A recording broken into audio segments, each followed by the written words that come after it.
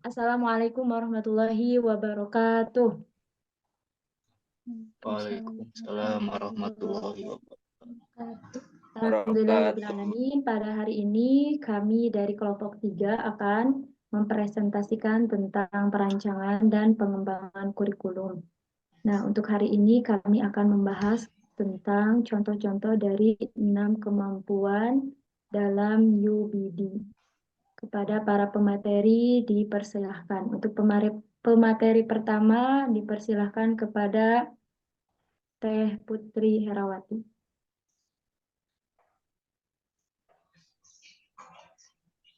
Silakan Teh. Baik, terima kasih kepada moderator atas kesempatannya. Di sini saya akan menjelaskan terkait poin yang pertama, yaitu mampu menjelaskan. Mampu menjelaskan yaitu mampu mengungkapkan pengetahuan yang dimiliki, yaitu pengetahuan yang berasal dari pendapat sendiri. Mampu menjelaskan secara rinci dan dapat membuktikan pengetahuan yang diungkapkan dengan benar.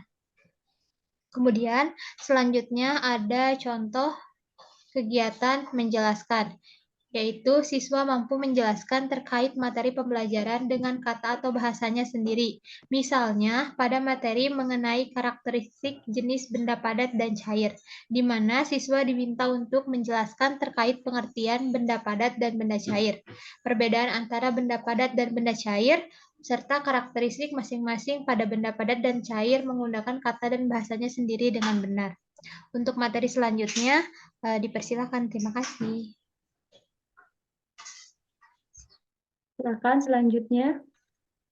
Bismillahirrahmanirrahim. Di sini saya akan menjelaskan materi yang kedua, yaitu mampu menafsirkan. Kemampuan menafsirkan merupakan keterampilan proses sains yang sangat penting dalam proses pembelajaran. Kemampuan menafsirkan ini peserta didik mampu menghubungkan antara variabel, menemukan pola dan menyimpulkan grafik dengan teori yang sudah diberikan pada saat proses belajar mengajar di sekolah. Siswa dikatakan mampu menafsirkan jika siswa mampu menerjemahkan suatu konsep berdasarkan pemahamannya sendiri atau menafsirkan ke dalam bentuk konsep lainnya. Indikator interpretasi dan penafsiran yaitu yang pertama, pembelajaran bermakna suatu proses mengaitkan informasi baru pada konsep-konsep relevan yang terdapat dalam struktur kognitif siswa. Yang kedua, berbagi wawasan adalah suatu sudut pandang atau sikap terhadap suatu pemahaman. Kemudian seseorang akan mendapatkan wawasan dari suatu yang diamati. Yang selanjutnya, signifikan benar makna relevan dan berarti karena dapat memberikan suatu dampak dari suatu persoalan atau tidak bisa lepas dari persoalan. Yang selanjutnya, membuat pemahaman pribadi melalui gambar, anekdot, analogi, dan model. Penilaian ilustratif harus mampu menerangkan atau menjelaskan aspek-aspek yang akan dinilai. Yang selanjutnya, membuat jelas, yaitu peserta didik mampu untuk mengamati suatu hal, gambar, buku, materi, serta mampu mendeskripsikan atau memberikan suatu penjelasan secara jelas tentang objek yang diamati. Contoh kegiatan penafsiran pada pembelajaran IPA, sebagaimana siswa mampu menafsirkan sebagai bukti siswa telah memahami, yaitu misalnya pada materi pemahaman melalui gambar-gambar yang disajikan di materi tata surya, gerak rotasi, revolusi bumi, serta gerhana bulan dan matahari. Siswa mampu membuat pemahaman sendiri melalui gambar yang disajikan di materi tata surya tersebut. Nah, selanjutnya, pada saat mempelajari materi GLB dan GLBB, peserta didik mampu menghubungkan antar variabel-variabel, menemukan pola dan menyimpulkan grafik yang termasuk GLB dan GLBB berdasarkan teori yang sudah diberikan pada saat proses belajar mengajar. Nah, selanjutnya, seorang siswa dapat mengubah suatu bentuk informasi pada kalimat informasi yang lain, misalnya dari grafik ke kalimat atau sebaliknya, dari kata ke angka atau sebaliknya. Yang selanjutnya adalah rubrik penilaian. Penilaian terbagi menjadi 4, yaitu dengan skor 3, siswa dapat memberikan penafsiran yang berarti dan mengandung arti penting. Skor 2, siswa memberikan penafsiran yang kurang berarti dan kurang mengandung arti penting. Skor 1, siswa memberikan penafsiran yang sedikit berarti dan sedikit mengandung arti penting. Dan skor 0, memberikan penafsiran yang tidak berarti dan tidak mengandung arti penting. Yang selanjutnya akan dilanjutkan oleh teman saya. Oke, baik. Terima kasih, Kang. Selanjutnya dalam 6 pemahaman UBD itu ada mampu menerapkan. Menerapkan adalah suatu perbuatan mempraktekkan suatu teori, metode, dan hal lainnya untuk mencapai tujuan tertentu dan untuk kepentingan yang diinginkan oleh suatu kelompok yang telah direncanakan dan juga telah disusun. Jadi dalam menerapkan ini pasti adanya praktek dari suatu teori yang sudah terencana dan tersusun.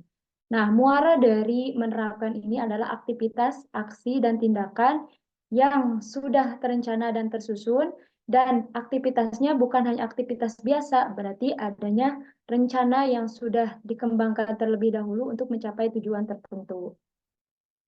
Selanjutnya, Teh. Nah, berdasarkan pengertian di atas, kegiatan yang dilakukan berarti berbasis pada proyek.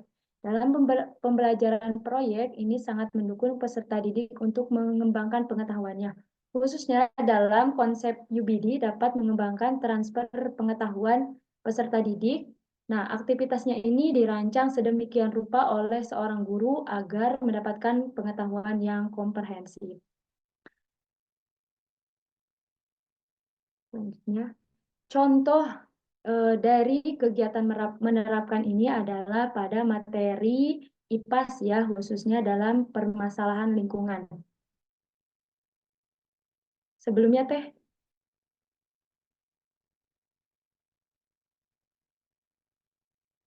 sebelumnya.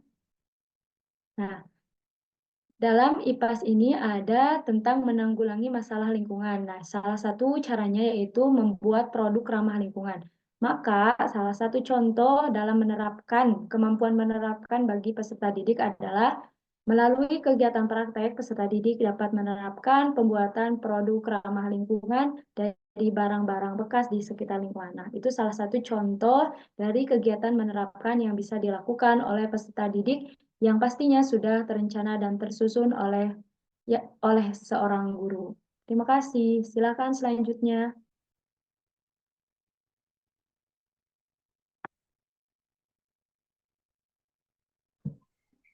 Baik, terima kasih. Selanjutnya saya akan menjelaskan mengenai pemahaman memiliki perspektif. Perspektif adalah kemampuan berpikir kritis melalui konteks menggunakan berbagai sudut pandang untuk membantu menjawab pertanyaan atau masalah yang kompleks. Menggunakan perspektif sering membantu membangun keterampilan berpikir kritis pada peserta didik dengan memeriksa kesimpulan atau asumsi yang diciptakan. Contoh memiliki perspektif. Yang pertama, melalui diskusi dalam pembelajaran, peserta didik dapat saling menghargai pendapat setiap orang dalam kelompok tersebut. Yang kedua, melalui cerita tentang toleransi, peserta didik dapat menyimpulkan dan menceritakan kembali cerita tersebut dari sudut pandang yang berbeda. Yang ketiga, peserta didik dapat menuliskan kembali pengalamannya saat sedang membela temannya yang sedang dibully. Selanjutnya akan dijelaskan oleh rekan saya. Silakan.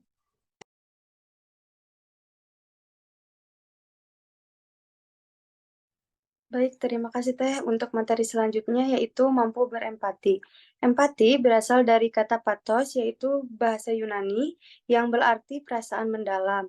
Menurut Sukmadi dalam Borba 2008 menyatakan bahwa empati adalah sebuah kemampuan memahami perasaan dan kekhawatiran orang lain dan juga merupakan emosi yang mengusik hati nurani anak ketika melihat kesusahan orang lain. Adapun menurut Sukmadi dalam Mubayyid tahun 2007 menyatakan bahwa empati dapat diwujudkan melalui sikap suka menolong orang lain, tidak egois, dan tidak dapat membaca pesan orang lain baik yang diutarakan secara langsung dengan kata-kata maupun tidak. Berdasarkan hal tersebut, maka dapat disimpulkan bahwa seseorang dapat dikatakan mampu berempati adalah ketika seorang tersebut memiliki kemampuan dalam memahami perasaan orang lain dan merasakan perasaan orang lain, seperti contohnya yaitu merasa sedih ketika melihat orang yang terkena musibah. Dalam pemahaman UBD, peserta didik dapat dikatakan telah mampu berempati yaitu ketika peserta didik tersebut dapat menemukan nilai yang ditemukan atau dirasakan oleh orang lain, walaupun dirasa aneh atau tidak masuk akal, serta menggambarkan persepsi sensitif berdasarkan pengalaman langsung peserta didik terhadap masalah belajar. Nah, untuk selanjutnya yaitu contoh kegiatan berempati. Contoh peserta didik telah mampu berempati, misalnya pada mata pelajaran pendidikan Pancasila, yaitu peserta didik dapat menceritakan kembali pengalamannya ketika menolong orang lain. Yang kedua yaitu peserta didik dapat menghargai perbedaan yang ada di dalam kelas. Untuk materi selanjutnya akan dijelaskan oleh rekan saya. Baik, terima kasih. Bismillahirrahmanirrahim. Yang selanjutnya yaitu memiliki pengetahuan diri. Nah, memiliki pengetahuan diri merupakan salah satu konsep pemahaman yang terakhir, yang keenam. Ini sebagai capaian belajar dalam UBD yang sangat penting, karena mampu meningkatkan hasil belajar peserta didik dengan hasil yang positif. Dengan memiliki pengetahuan diri, peserta didik menjadi tahu dan mampu mengukur keterbatasannya, apa yang harus dilakukan dalam memecahkan masalah yang sedang dihadapi, dan menyusun strategi atau cara belajar yang sesuai dengan gaya belajar secara mandiri. Kemudian, salah satu bukti bahwa peserta didik telah mencapai pengetahuan diri yang baik adalah menunjukkan kesadaran metakognitif. Kesadaran metakognitif ini berkembang dari pengetahuan ke pengetahuan lainnya, di mana peserta didik bisa mendorong keterampilannya dalam memecahkan permasalahan dan dapat berpikir tingkat tinggi. Peserta didik juga mampu menganalisis dan merefleksi terhadap dirinya sendiri serta menyusun rencana permasalahan yang sedang dihadapi secara sistematis. Nah, adapun untuk contoh konkretnya, contoh memiliki pengetahuan diri yang konkret dalam UBD ini, misalnya dalam pembelajaran IPAS, ini pada materi pencemaran air. Pertama, peserta didik mempelajari terlebih dahulu materinya, kemudian mengamati pencemaran air yang terjadi di lingkungan. Kemudian dari pengamatan tersebut, peserta didik mampu merefleksi pemahaman tentang pencemaran air untuk kemudian mampu memberikan solusi terhadap permasalahan tersebut, yaitu dengan cara membuat alat sederhana penyaringan air. Nah, oleh karena itu, guru harus bisa membantu membimbing peserta didik dalam meningkatkan pengetahuan dirinya, serta bisa belajar dengan mengedepankan berpikir kritis atau HOTS dengan skema pembelajaran refleksi. Ya, mungkin itu saja yang bisa saya sampaikan. Saya kembalikan ke moderator. Baik, terima kasih Kang Sandi. Terima kasih banyak. Alhamdulillahirrahmanirrahim, presentasi dari kelompok 3 sudah selesai. Mudah-mudahan ada manfaatnya. Kita tutup dengan bacakan hamdalah. Alhamdulillahirrahmanirrahim. Wassalamualaikum warahmatullahi wabarakatuh. Waalaikumsalam warahmatullahi wabarakatuh. Assalamualaikum warahmatullahi wabarakatuh.